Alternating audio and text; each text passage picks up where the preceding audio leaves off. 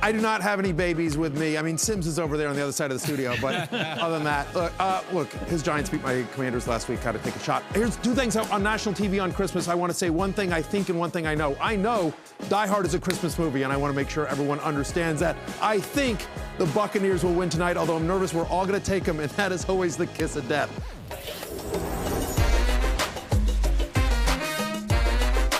Fantasy Football Happy Hour with Matthew Berry, served by Applebee's. All right.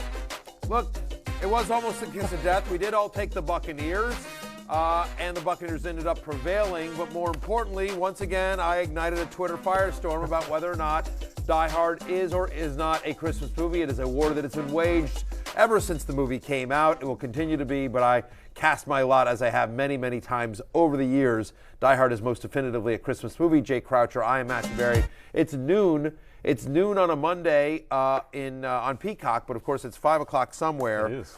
And we'll get into a wild and wacky Week 16.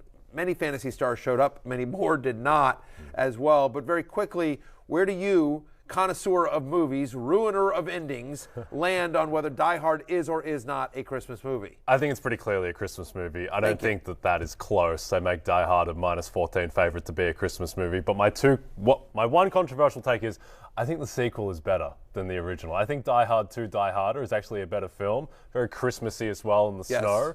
But my favorite Christmas movie is It's a Wonderful Life with Jimmy Stewart. You know what? That's something we agree on. It's a Wonderful Life is my favorite Christmas movie as well. My second favorite is Die Hard. I disagree with you. I think Die Hard 2, Die Harder is a very good sequel. I prefer the original as well. There's three big arguments that people make when they argue about whether or not it is a Christmas movie. And very quickly I'll run through them. Number one is that, well, it came out in May, right? It was a summer movie. Well, it came out in the summer. Well, what, A Miracle on 34th Street, which everyone agrees is a Christmas movie, came out in May. You can't use the when it comes out. That's the studio's, that's based on a studio release schedule, has nothing to do with the content of the movie. Yep. The number two one is that Bruce Willis at his Comedy Central roast said it's not a Christmas movie. I would love to take some shots at Bruce Willis here, but what I will say is that Stephen D. D'Souza, who wrote the movie, who created the world of Die Hard, has most definitively said it is a Christmas movie. This is his pinned tweet of his Twitter handle right here, and he just explains, as you say, like whether this is a Christmas movie or not. Checklist comparing Die Hard to White Christmas. Takes place during the Christmas holiday entirely. Setting at a Christmas party entirely. 4 Christmas songs versus just 2 for White Christmas. There's a party venue threatened. There's a broadcaster with a hidden agenda. There's a German ringleader as well. On and on and on. It is clearly so much a Christmas movie. Stephen D. D'Souza, again, the man who created it, said not only what is it a Christmas movie, when he wrote it and created it, he made it, he wrote it with the idea that it was a Christmas movie. And he talks about, if you go through his Twitter thread, which I have many times, he talks about the fact that Joel Silver, the producer of that movie, came to him when they were filming and just said, you know what? They're going to show this movie every single Christmas. This is going to be a hit. They're going to show it every single Christmas. So even when they were filming it, they knew this was a Christmas movie. On the Bruce Willis point, my thing there is like, as soon as the movie is out and it's in the public, like, you don't get to make those calls even if you were part of the movie. It's like what David Chase has said about the ending of The Sopranos, which I will not ruin. But thank you. I don't care, David Chase. Like, it's my call to make now. You gave this to me. 1,000%. I will just say, if anyone out there would like to interpret the ending of Crocodile Dundee in Los Angeles, be my guest. It is not my place to put that on you as well. The last argument people make is just that there's violence in the movie. But, listen. There's violence on Christmas. Violence. Thank you very much. Tell me what's more horrific, some cartoon gunplay, or the kid getting his tongue stuck to the pole in a Christmas Story. Yeah. Much more horrific, memory. So anyway, there we go. And what better way to segue into Roto World headlines? None whatsoever. Yeah, and let's start off. Yes, welcome to Nakatomi Prod. Yes, welcome to the Nakatomi headlines, and quite a thriller of Die Hard variety in Dallas, where, for a lot of reasons, mainly financially, I needed the Dallas Cowboys to win this game, and this game took 2 years off my life. Like that, going through everything there, I'd written it off when they were down, 10, relatively late, but they pull it off, they get some turnovers late, but fantasy-wise, I think the story was C.D. Lamb, who continues to establish himself as a proper wide receiver one. Yeah, nothing short of amazing, right? Second game with over 30 fantasy points this season. He's now had over 100 receiving yards in 4 of his last 6. 10 receptions, 11 targets. I mean, that's the other thing. He got 11 targets. He caught 10 of them for $120 and 2 touchdowns. A lot of questions coming into the season. Could CeeDee Lamb become a number 1 wide receiver with so much of his success last year because teams were focusing on Amari Cooper, and would he be able to move all over, use him in the slot, on the outside? And I think CeeDee Lamb has answered. Friend of the podcast, CeeDee Lamb, by the way. We probably had a small role in that performance. We probably had a small role in that. Eights, my boy Eights. Yes. Anyway, CeeDee Lamb, fantasy royalty. In a week in which many fantasy superstars did not show up, CeeDee Lamb did in a big way. And it's also nice to see Dak Prescott, who's been up and down. He's been fine, but he's been much more of a floor quarterback this year than a high upside quarterback. But in this one, when you needed him the most, a season high in fantasy points, 28 of them to be exact. As we head into Monday Night Football, he is the number 1 quarterback in fantasy. He's now had back-to-back games with over 20 fantasy points, 3 passing touchdowns in 3 of the last 4 games. And so I think this was really impressive as well. Against zone coverage, he completed all 24 of his passes. He went for 300 yards and 3 touchdowns against the Eagles' tough zone defense. So nice to see him. He's at Tennessee next week, and we'll talk about that game, obviously, throughout the week. But I wonder if there's a chance that the Titans rest their starters in that particular game. He finishes out at my Commanders. Yep. Two quick things around Dak in the passing game. Firstly, to your point around CD moving around, Avonte Maddox came out of that game. CD went into the slot and then just cooked. So that gives him such a higher ceiling that he can move around. And then secondly, with Dak, like I said, as someone very invested in the Cowboys winning that game, the play calling was just infuriating in the first 3 quarters in particular, because I think Dak at one point had basically completed his first 16 or so passes outside of the one incompletion, which was a pick 6, unfortunately. But he was doing whatever he wanted against that Eagles defense, and that passing offense is as good as it gets. But they're committed to running Ezekiel Elliott for 3 yards a carry, 16 times. I've been carrying the torch for the fact that Die Hard is a Christmas movie for ever since it came out. Something I've been carrying the torch for not as long, but almost as long, is that Mike McCarthy is the most overrated coach currently in the NFL. Kills me. And you could say, well, what about Nathaniel Hackett or Josh McDaniels? I don't think those guys are overrated. No, they're rated. Right, they're properly rated. Yeah. Those guys are properly they're rated. Bad films. Those guys are, really good. Todd Bowles, same thing. I think there's a long list of guys that are really good coordinators. McDaniels is a really good coordinator. I think Todd Bowles is a really cool coordinator. I think there's questions about them as head coaches. I don't think McCarthy's a good head coach. He's not. Nick Sirianni, though, he is a very good head coach, and he gave them every chance to win that game. And the Eagles put up big numbers. If I am the Cowboys, they got out with a win. I'm worried. They needed to come back from this game, and they at home, in a home game, facing Gardner Minshew, they barely beat this team. Yep. They barely beat the Eagles. Yeah, I came out of this game thinking that the Eagles are going to walk to the NFC title if they can just get through San Francisco, because the Cowboys, their defense could not do anything against Minshew. And really the guy, Minshew was the story, but the big story to me was Devontae Smith, who looked like CeeDee Lamb and was matching him play for play. A lot of questions coming to the game about whether his production that had been so terrific recently would continue with Dallas Goedert back, because it seemed like his ascension, if you will, had sort of coincided with Dallas Goedert going out, and he now has 4 straight games with over 17 fantasy points, over 103 of the last 4, and in 8 of the 9 games since Week 7, so since Week 7, right, he's had at least 8 targets in 8 of those 9 games. Didn't matter that there's a quarterback switch. Didn't matter that Dallas Goedert was out there. Devontae Smith, who was a first-round draft pick 2 years ago, showing why he was just terrific as well. Like, wherever you turn, there is a weapon for Philadelphia. Not a great game for Miles Sanders. But he got the volume, right? Again, it's a tough matchup here, but if you told me, hey, in a game in which the Eagles are competitive, Miles Sanders is getting 22 touches, you're like, I'll sign up for that. Yep. What's weird is that we thought, well, hey, this would be good because with Gardner Minshew in there, now Miles Sanders will get the rushing touchdowns because Jalen Hurts isn't there to vulture him. Nope. Gardner Minshew still takes it in for a rushing touchdown, and you're like, what am I going to do? Yeah. And Minshew himself, he played well enough to the point, and Brown and Smith and the offensive line are so good that I think you feel okay if you have to stream him against the Saints if Jalen Hurts doesn't play. Yeah, that's the other big thing. Gardner Minshew had a lot of expectations coming to this game, and he met or exceeded them. As we head into Monday Night Football, he's the 7th best quarterback in fantasy in Week 16. And so all the stuff we said last week, like, hey, the position players that you would normally start on the Eagles, we're not worried about with Gardner Minshew under center, and that obviously came true in a fairly big way. Again, somewhat of a down game for Sanders, but if he gets that touchdown instead of Minshew, I think things are different there. But 355 yards, 2 touchdowns. Yes, he does have the 2 picks, but they threw 40 passes in this game. They were not trying to hide Gardner Minshew. Yep. It feels weird because the Cowboys had the best defense in the league last year, had a top 3 defense for much of this year, but Saints are going to be a tougher matchup for Minshew than what the Cowboys showed. Cowboys couldn't do anything. I don't think the Eagles punted in the entire game. Like, the Eagles just moved the ball at will, and the Cowboys needed a host of turnovers. Worth noting, by the way, that game is in Philadelphia. The game next week against the Saints is in Philadelphia, so maybe it might not be great weather as well. It won't be in the Dome in Louisiana. So I agree with you. But I think that to the extent that if Jalen Hurts does not play next week, and the reports are he's going to push to play, Eagles still have not clinched that number 1 playoff berth. And as we've talked about last week, again, if the Eagles beat the Saints on Sunday, that helps the Eagles because they own the Saints draft pick. So, I mean,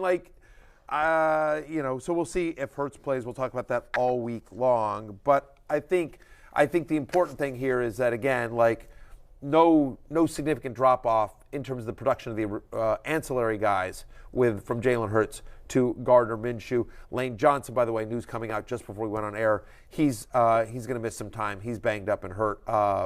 So I don't know if he's being placed on IR, if he's done for the season or not, but he's definitely not playing this week. He's out for the regular season, I'm being told, so in my ear. So that's obviously a big loss for the offensive line. I like that you clarified it was in your ear as opposed to just hearing magically, voices. Yeah, I mean, sorry. I'm not hearing voices, suddenly like that. Yeah. Detective John And that McClane. wouldn't have been a Christmas movie if Matthew Berry was hearing strange voices like from that. afar that Lane Johnson was out. We should do a fantasy football happy hour. There should be a Christmas movie.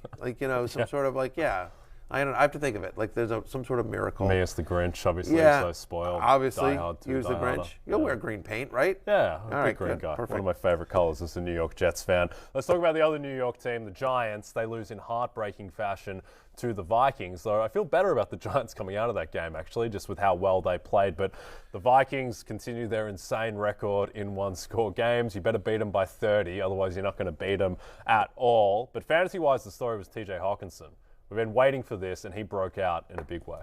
Well, he's been really good all year long, except of course the 1 week when I needed him to catch one of those 2 touchdown passes when they got blown out. And if you just catch one of them, then I would have won my guillotine league. But no, of course he didn't. So the 1 week where he didn't go off. But 13 for 109, 2 touchdowns here.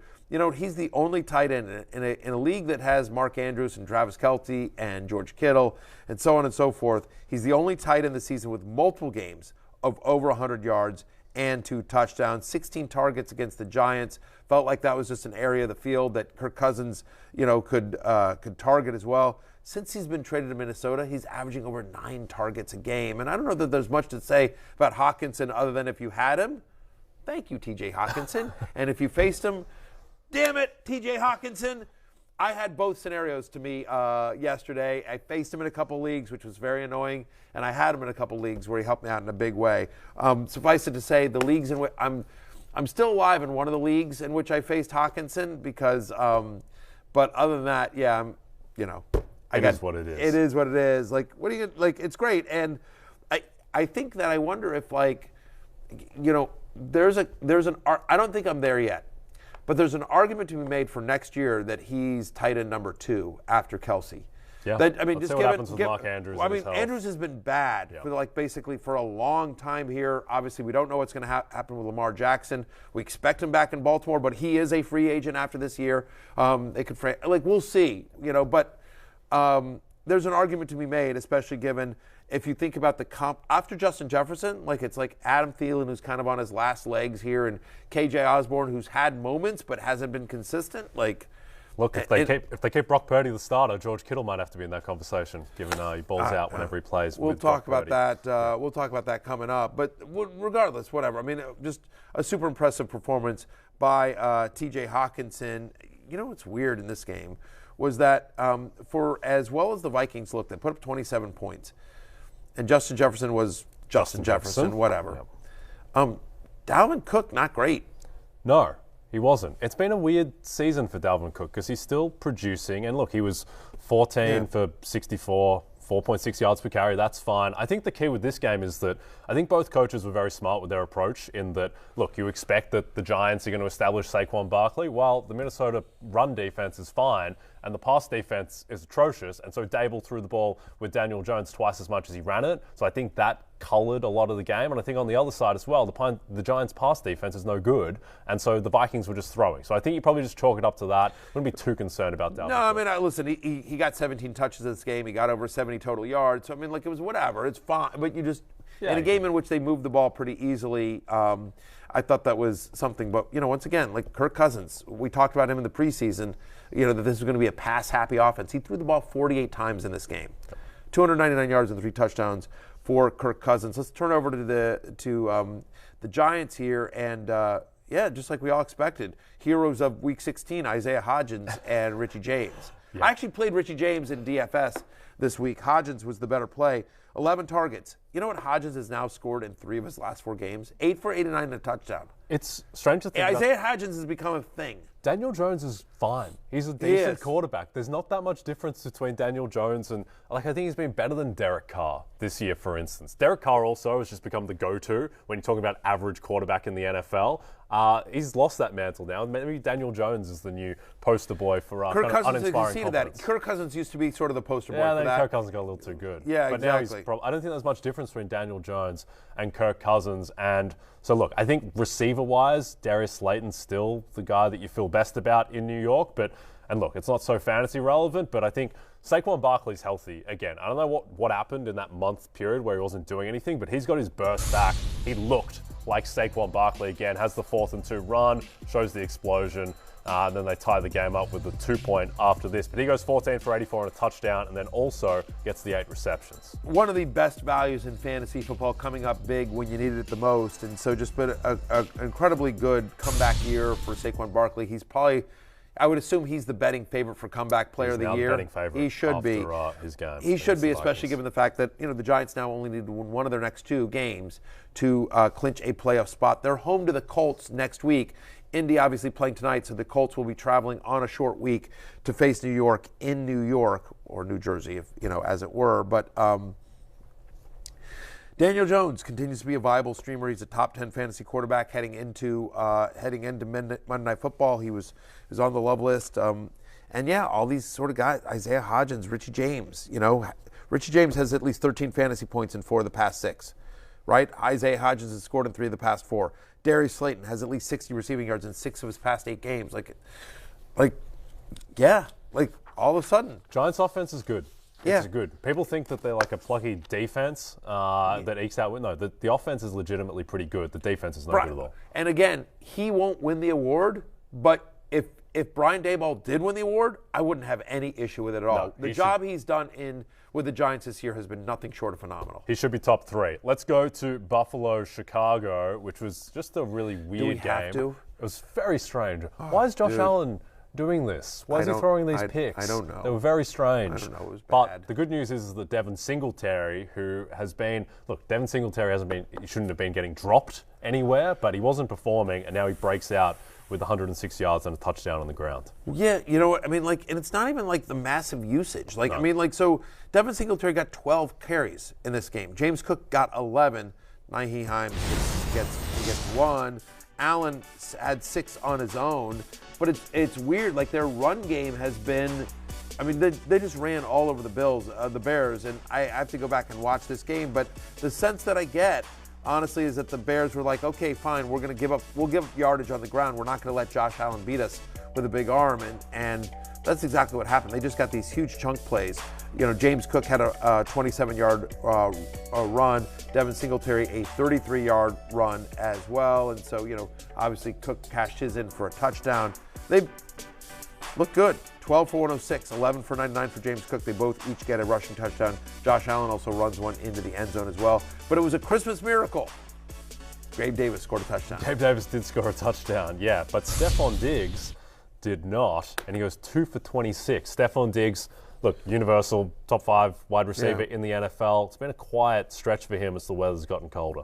2 for 26 on 2 targets. That's the shocker to me. Again, they were running the ball at will, and then they got it big, and so maybe they just felt like that's what we want to do, and it was really cold in Chicago. But it's certainly, when he only gets 2 targets, that's the thing that's shocking to me. Yep. As I was watching this game, you know what I thought? I thought Kansas City's going to win the Super Bowl. Like Kansas City, they just seem to me like clearly the best team. And if the Bills lose in Cincinnati in primetime this coming week, then the Chiefs will be in the box seat to get the 1 seed. And Patrick Mahomes has basically sewed up MVP now with Jalen Hurts being out.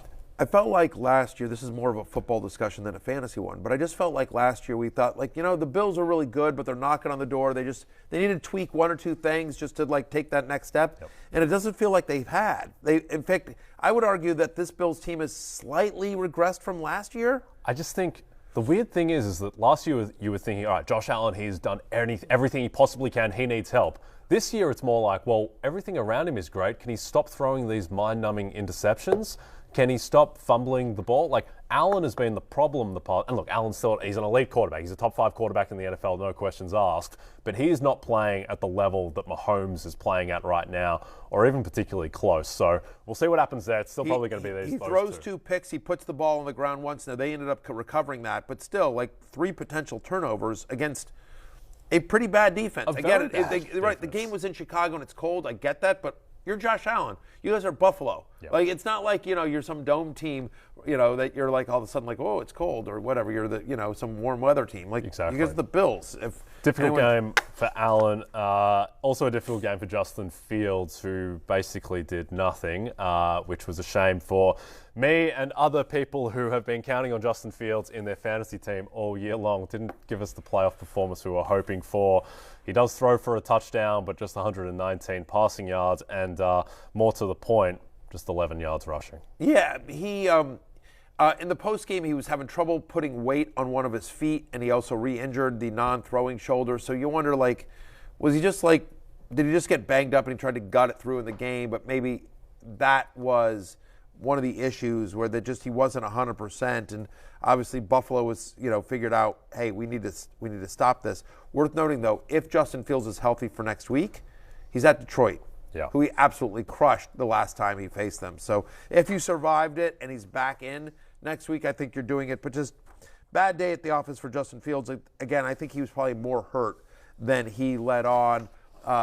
Whatever Dave Montgomery did, you know, typical Dave Montgomery type things, you know, didn't get in the end zone here, but had, you know, 80 yards on 20 touches. Like, that's basically Dave Montgomery. Had some passing game usage, 4 for 22. I don't know that there's anyone in the Bears passing attack that you feel great about. Felix Jones Jr. catches a bomb, but you're not going to be using him in fantasy, particularly in the playoffs. I do like the Lions as 5.5-point favorites against the Bears. I think that's a decent bet regardless. Then if Fields is out, even more so. But let's jump to those Detroit Lions who got absolutely ravaged on the ground by the Carolina Panthers, who just keep pounding, and now they play. It's not a winner-takes-all game against the Bucs, but it's going to decide who's the front runner for the division in the pitiful NFC South, where the Panthers play Tampa, and they did whatever they wanted on the ground.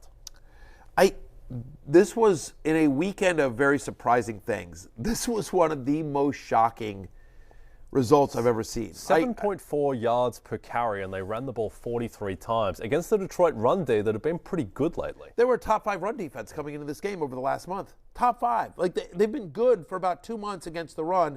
They've been fantastic over the last month, and Carolina was like, we don't care. I'll own it. Like, after last week's game, Deontay Foreman gets, you know, less than 1 fantasy point, and they're facing the Lions, and you're like, it's probably going to be Chuba Hubbard. Like, it drives me crazy. I benched Deontay Foreman in a couple of different leagues. It's not going to end up mattering, you know.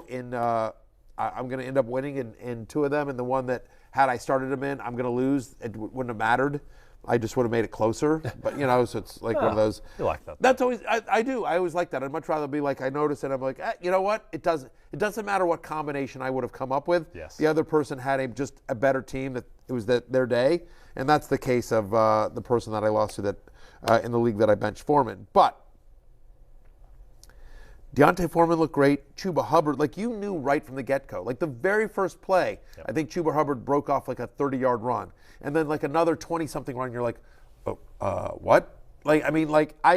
Shocking to me, not the rushing game usage, because we know Carolina has been wanting to run, but just how successful they were. Foreman plays 44% of the snaps after playing just 30%. Last week, Chuba Hubbard has now had 4 straight games with over 65 total yards. He has 125 yards, and he has that $125 on just 12 carries. Yeah. They were just ripping off chunks and chunks and chunks of yardage. And after, now Tampa Bay have to travel back. They're back home. The game next week is in Tampa Bay, but Tampa Bay traveling on Christmas. They were the Sunday night game last week. Like, nothing I saw last night makes me think that the Tampa Bay run defense is like, that you're gonna like. We'll see if they get Vita back, but I mean the Panthers are running there's nothing. They're not trying to hide it. They're like, we're just keep doing it until you can stop it. And so far, teams aren't stopping it. They're averaging over 40 rushing attempts a game. Yeah. There's nothing I've seen in the past 2 months that makes me think that the Carolina Panthers aren't just better than the Tampa Bay Buccaneers at this point. I think the defense is better, and the Tampa offense is a complete mess. The look-ahead line on Panthers at Bucs was 7.5. Now it's 3. So people have made the BetMGM, the market has completely given up on the Bucs. I think a sneaky thing as well is that Sam Darnold's been really solid for the Panthers, which is really weird to say. But Darnold, if Sam Darnold was on the New York Jets, right now the New York Jets would be fighting for the division with the Buffalo Bills. Darnold has been perfectly fine for what they need, and DJ Moore has been the big beneficiary. He goes 5 for 83 and a touchdown.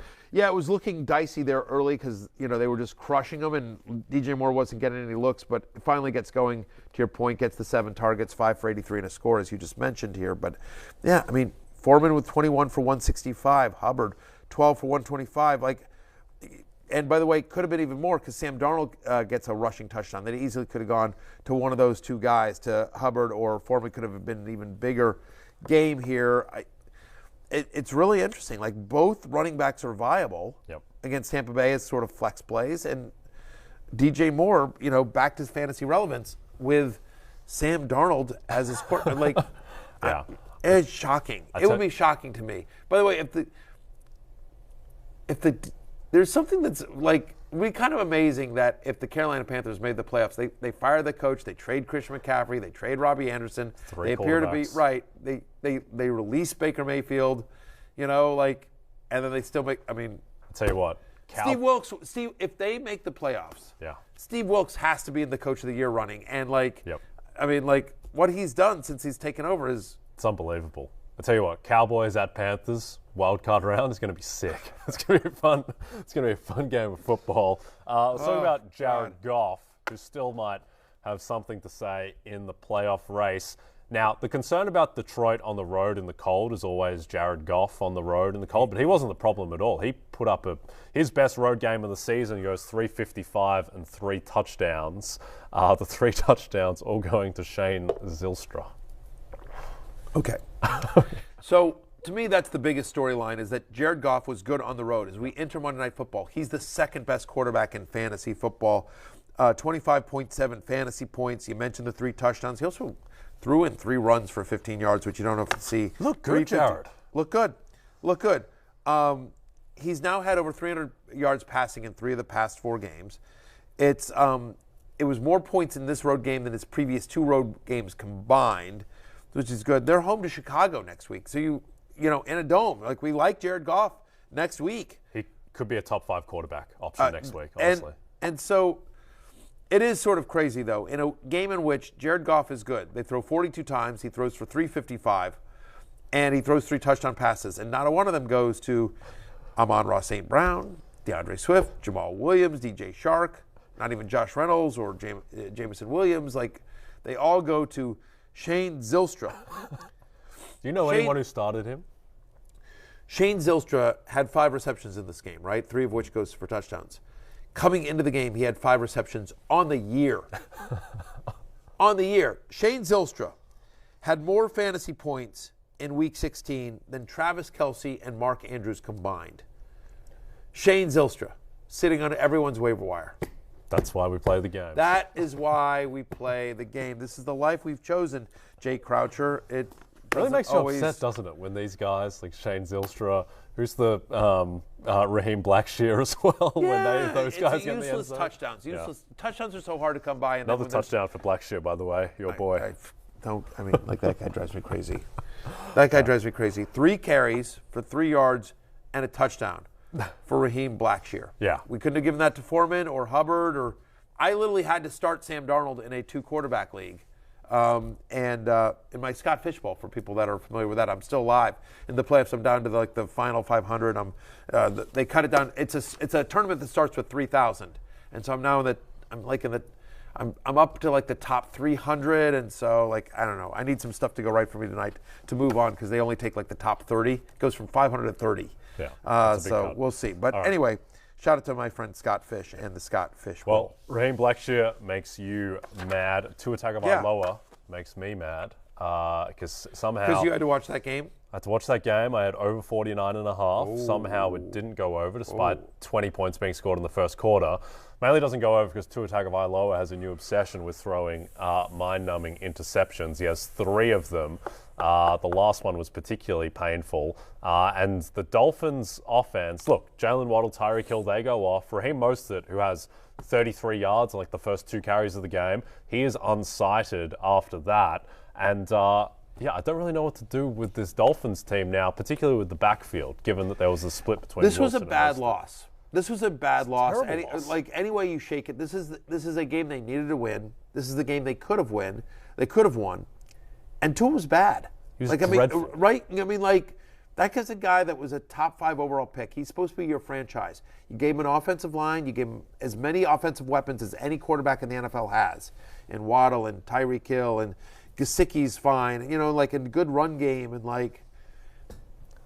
We've mentioned Coach of the Year a couple of times, and I tweeted this yesterday that we should just give the award to Mike McDaniel because he convinced us for 3 months that Tua Tagovailoa was really, really good. Yeah. And now, when you're seeing what he's doing, and to me the thing with Tua, and this is the tell, is that when plays break down, when there is chaos, in the moments where Patrick Mahomes is at his best, Tua starts just doing random stuff. He starts just throwing the ball up into it's like he's forgotten the lines to the script that Mike McDaniel has written for him, and when there is chaos, he just melts down. And this Dolphins team now all of a sudden is playing for their season. His QBR, which is a stat that ESPN came up with, that I think it's actually a pretty good stat that measures, and it's on a scale of 1 to 100. Tua's QBR in this game was 23.1. That's bad. Whatever. Before you don't do a deep dive. I'm just saying on a scale of 1 to 100. By a metric that is, highly regarded throughout the analytical industry.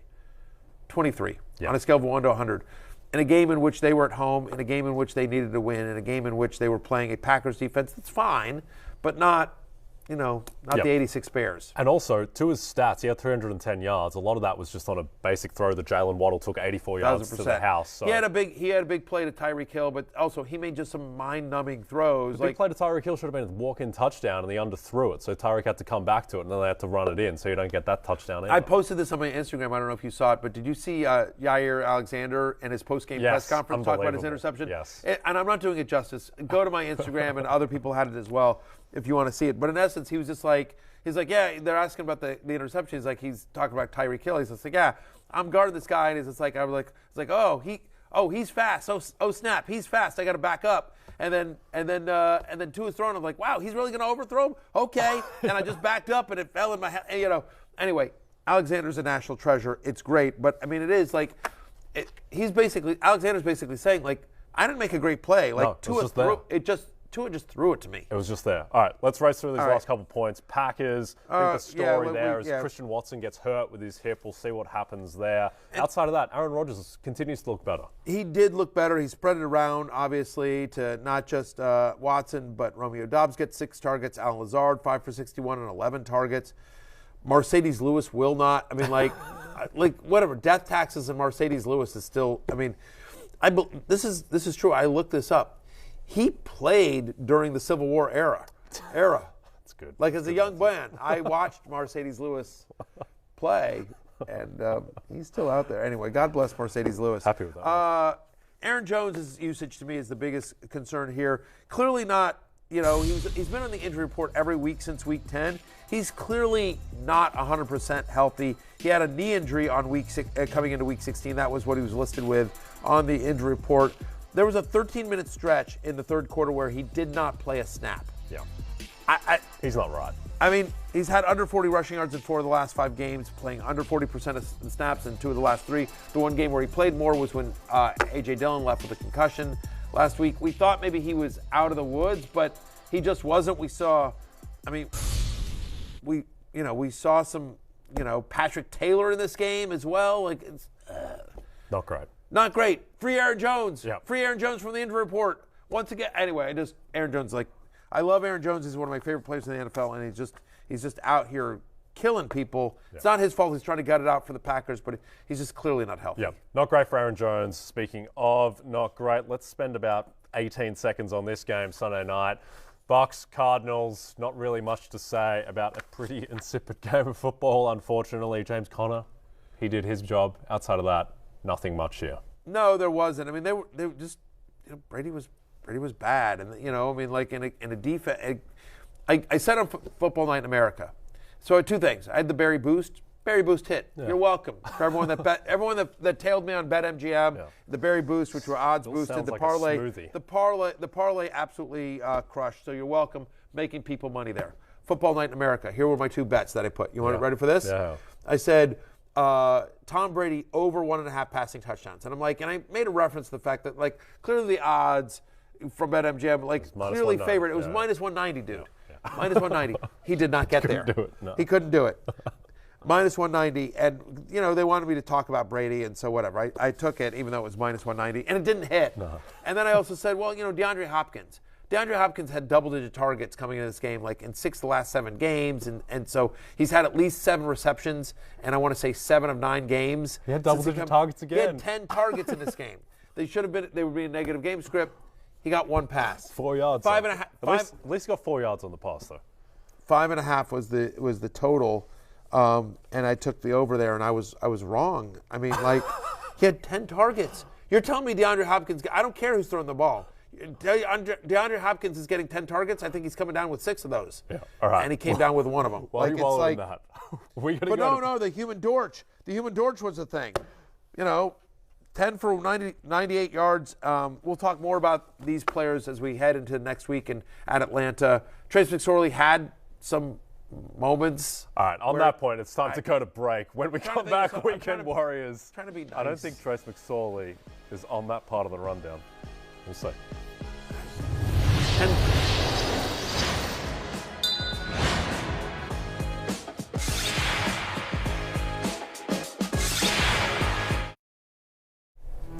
All right, I cannot do this really well, but Becoming Ric Flair is streaming now on Peacock.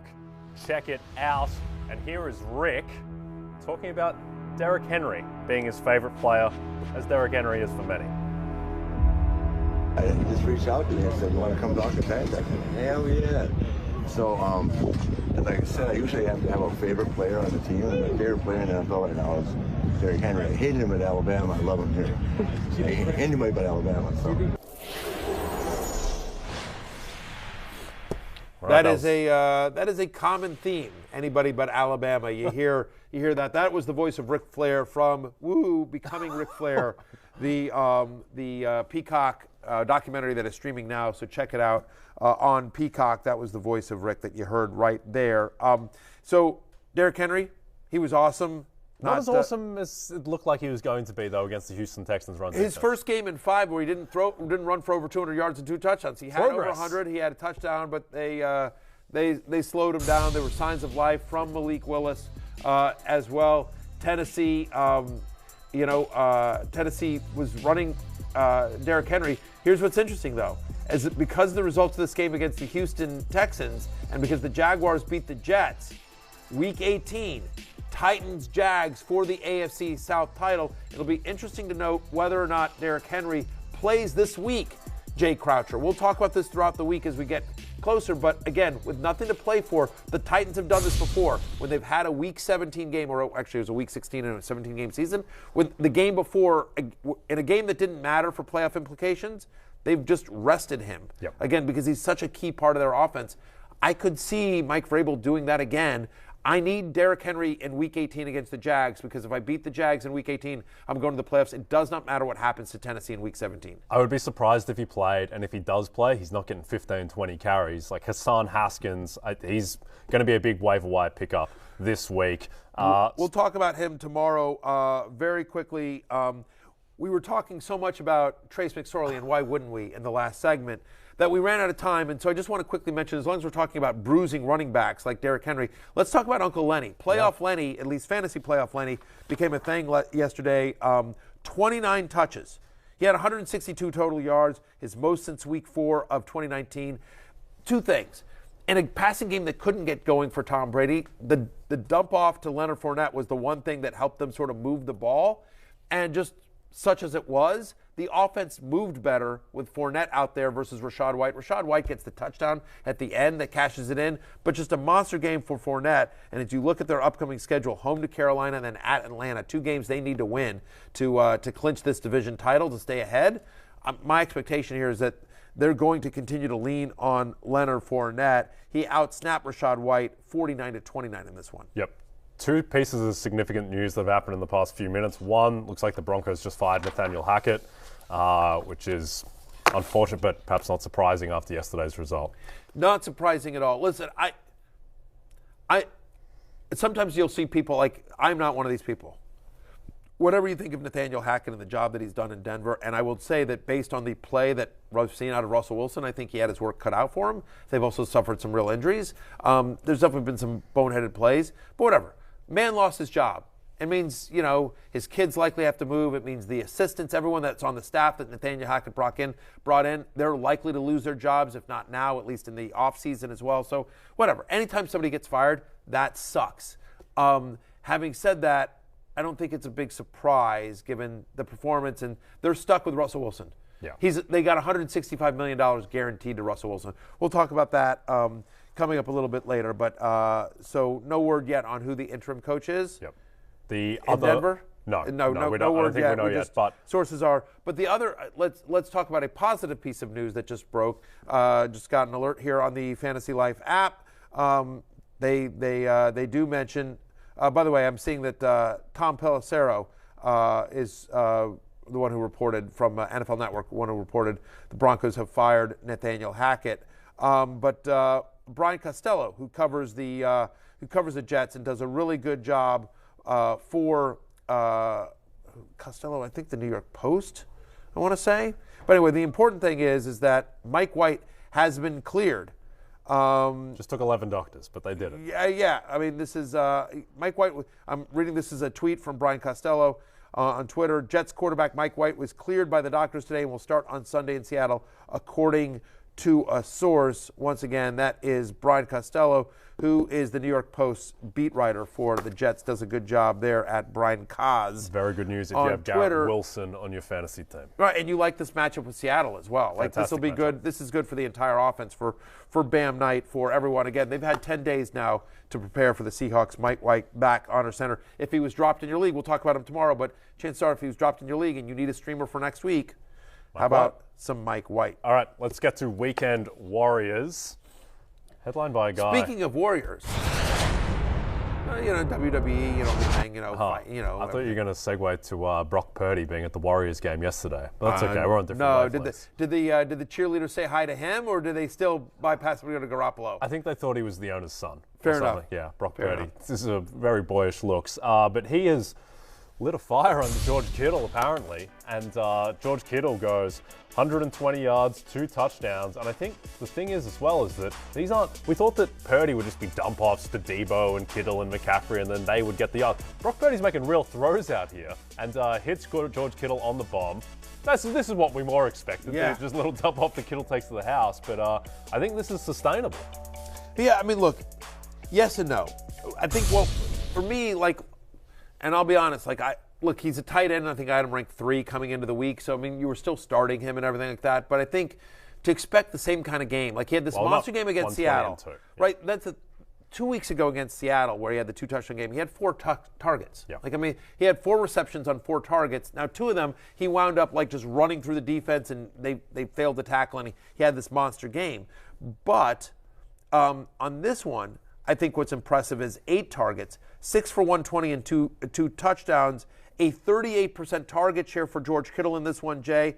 His 8 targets were the most since week 7. So clearly, as Brock Purdy, and by the way, Washington came into this game being really good against tight ends. Like this is now Cam Curl wasn't in this game. That definitely hurt, but still, it's his 3rd game of the year for George Kittle where he's had at least 80 receiving yards and multiple touchdowns. That leads all tight ends.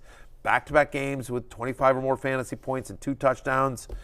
Like George Kittle gets the Raiders next week. Yes, that's the thing. Also, Denzel Perryman got hurt, Chandler Jones got hurt, and they got nothing to play for at this point either. So, very good matchup there. Let's talk about your boy Jahan Dotson, who was fantastic, most targeted pass catcher on the team for a Washington team that, look, I know Heineke got benched and it wasn't pretty at the end, but they hung in this game for a while, and they were moving the ball against the San Francisco pass defense. They were. I mean, I think they would have needed to have every break go their way to win this game, but they didn't get. This game was a lot closer than the score might indicate. I'm surprised Heineke got benched in this game. His passer rating was 115, and they took him out. Yeah, there had been a preseason. I mean, his QBR, by the way, in the game was 84.1. That's good. I mean, that is good on a scale of 1 to 100. Level. Right. Yeah. I mean, 84. His QBR was right. He was. I mean, the offensive line just did a bad job, and you can say bad job, or they were just overwhelmed in this game. I mean, Heineke was under center, was just under pressure, and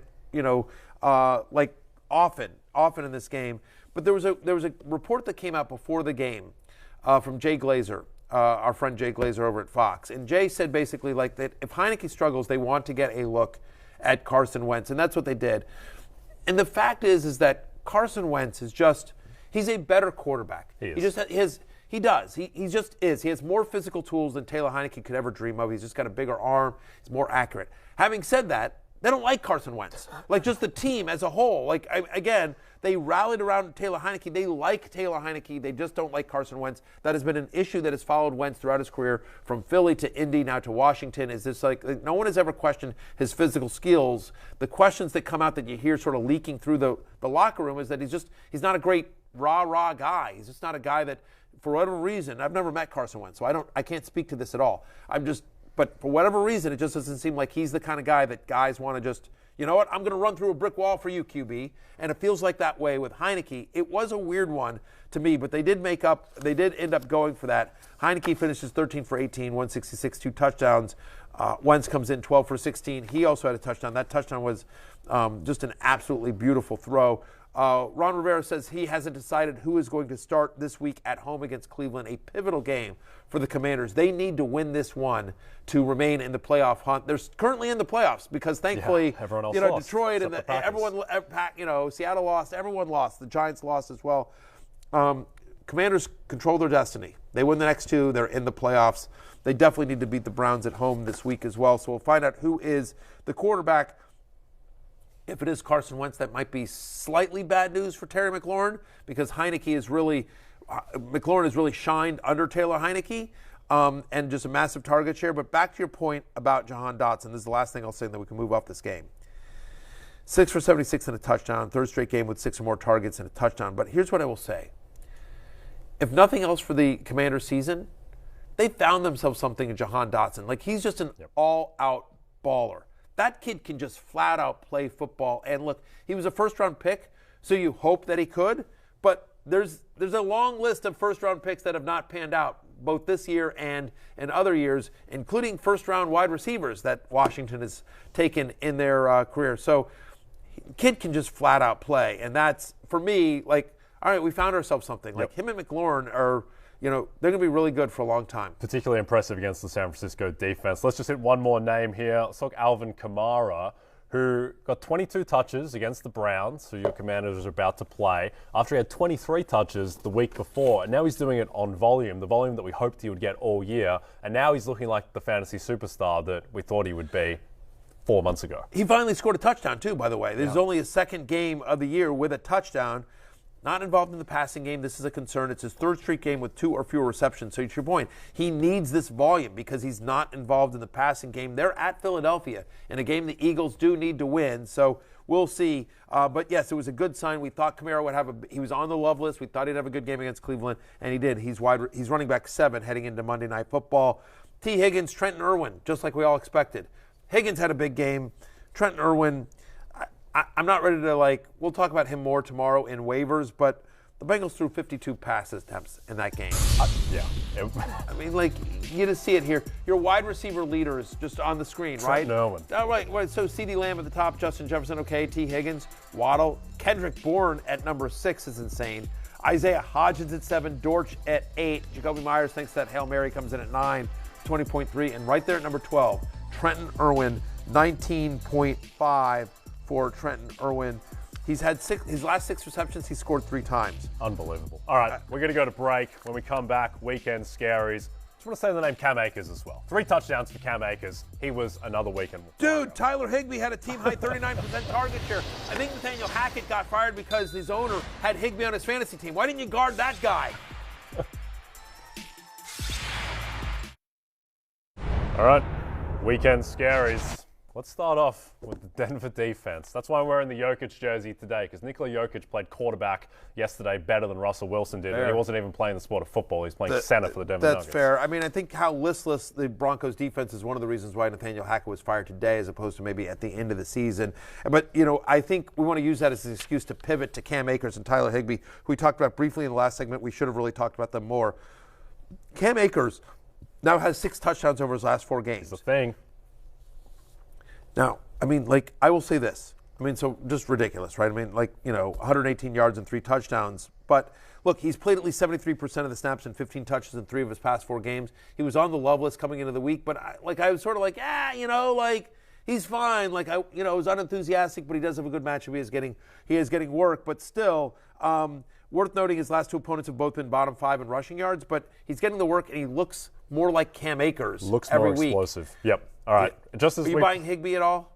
Yeah, it's fine. It's fine. Whatever. Tyler Higbee. He's a tight end with, he's a tight end with touchdown dependence. Yeah. As we expected, Davante Adams and Josh Jacobs, they get outperformed by Akers and Higbee. They both do nothing, and now they get the San Francisco defense. Yeah, it's going to be tough. I mean, look, Adams, now this 2-back games in a row with fewer than 30 receiving yards. But you can throw someone on San Francisco. I just can't imagine. I get why you might bench Adams and Jacobs. I just can't imagine. I just think they're too talented and just too much volume as well. I mean, look, Jacobs still got 16 touches, just didn't work on the road to Pittsburgh. Ramondre Stevenson, bad game for him as well, but at least he played 91% of the snaps.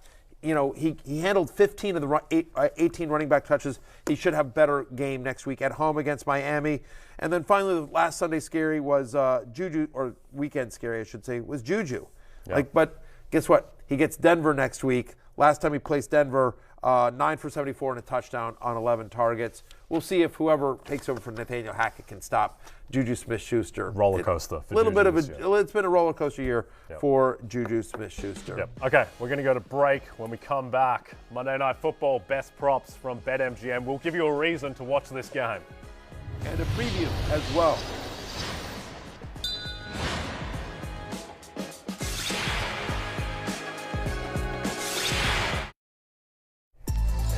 All right, the action never stops at BetMGM. Matthew, sign up now using bonus code BERRY, that's your name, and your first wager is risk-free up to $1,000. Simply download the BetMGM app today or go to betmgm.com and enter bonus code BERRY to make your first wager risk-free up to $1,000. All right, let's take a look at the most bet props on BetMGM for Monday Night Football. Austin Eckler score first touchdown, plus 400.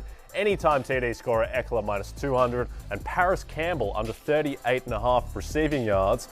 It's minus 115. Yeah, little niche, but I'm going with that one. That's my best bet. I like Paris Campbell, the under. He's only had 11 targets the past 3 weeks. And by the way, the success he's had this year has mostly been with Matt Ryan. Nick Foles under center. We don't really know what he's going to do as well. I'll give you a couple of guys that I like as well. Look, I'll just say if you're starting a Colts running back, just to bring it back to fantasy for 1 second, if you're starting a Colts running back, I think you want Zach Moss. Yep. We talked on Friday to Mike Florio, who said he's expected to get the bulk of the work tonight, and it's a good matchup. The only question is volume. He needs volume. because he's not involved in the passing game. Chargers, you can run on them. Here's quickly some props that I like. Keenan Allen over 60.5 receiving yards. Yes. 4 of the 5 games since he's returned, he's had at least 80 yards. Colts brutal against the slot. Remember what KJ Osborne did to them last week as well. How about Deion Jackson over 9.5 receiving yards? You know, he's had at least 4 receptions in 3 of the 5 games this year, and when he's played over 20% of the snaps, we expect them to be trailing in this game, so I like him over 9.5 receiving yards. That's basically 1 or 2 catches. Yep. And then, you know I love me my kicker props. Was waiting for it. Dicker the kicker. Cameron Dicker over 1.5 made field goals. He's made multiple field goals in 6 of 8 games this season. Chargers 4-point favorites. Colts pretty good in the red zone. Listen, it's closing time, which means you don't have to go home, but you can't stay here. For Jay Croucher, I'm Matthew Berry. Good luck in Monday Night Football. We'll see you tomorrow. Peace out.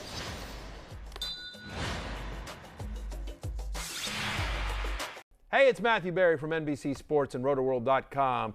Just want to thank you so much for watching what you just watched, or at least being too lazy to click out of it after the autoplay just kept it going. So either way, thank you so much for just letting it scroll by your screen. And now I'd like to ask you respectfully, please subscribe to the NFL on NBC YouTube channel for the latest NFL news, fantasy headlines from RotoWorld, and betting analysis from NBC Sports Edge.